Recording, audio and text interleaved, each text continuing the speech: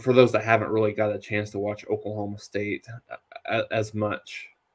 And this is a statistic that sometimes can be overblown, but Oklahoma State's given up one touchdown in their last 3 games combined. And granted, I get that in last 4 games, Kansas, TCU, um, West Virginia, and Texas Tech. So not the strongest teams in the conference, but still you go play who you have against you right there. So I think that's such a big fact. And like I said, with Oklahoma, we haven't even gotten to the discussion that we talked about a little bit on our post game, um, with Rattler and the Caleb Williams situation, just in terms of Caleb Williams struggling over the last couple of weeks.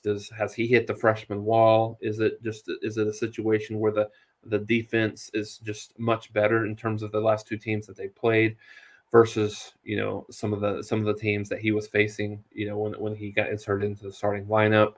Not seeing the field as well. Does a guy like Rattler give Oklahoma better chance to win?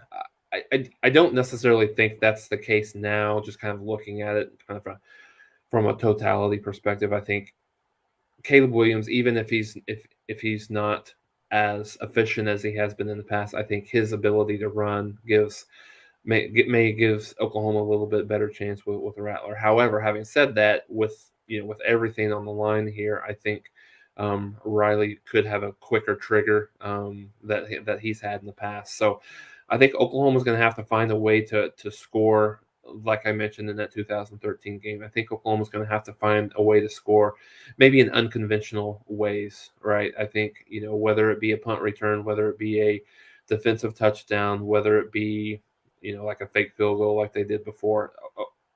Oklahoma, I don't think the struggles that they've had on the offensive line, the inexperience at quarterback, not that they're bad at receiver, but the lack of just kind of huge playmakers at the wide receiver position, I think makes it a problem, makes it problematic for Oklahoma to be able to just line up and go up and down the field against Oklahoma State consistently throughout the game. So this doesn't happen very often, but I think this is going to be has the makings of a low scoring game. I think somewhere in the neighborhood of a 21-17, 24-21 game. I don't really see either team getting over 24 points in this game based on how good defensively that Oklahoma State is. Oklahoma State's not as good offensively, but Oklahoma's starting to play a little bit better on the defensive side of the ball. So I think, just looking at the way Oklahoma State, they've ran the ball 500 times versus 319 passing attempts on the year. So to your point, Mark, they are a very, very heavy run-based team right now. They're going to run the clock. They're going to play to the strength of their defense, play field position, and try to win the game that way, I think.